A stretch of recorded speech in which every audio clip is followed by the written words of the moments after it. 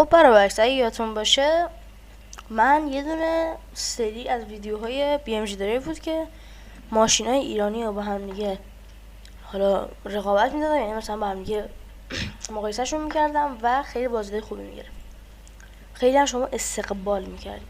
حالا چیکار کردیم؟ ما هر ماشینی که برنده میشد و میبردیم با برنده، حالا مثلا با یه ماشین دیگه کله مینداختیم، ولی هیچ وقت نشد من یه سری ماشینا رو با هم دیگه کل بندازم.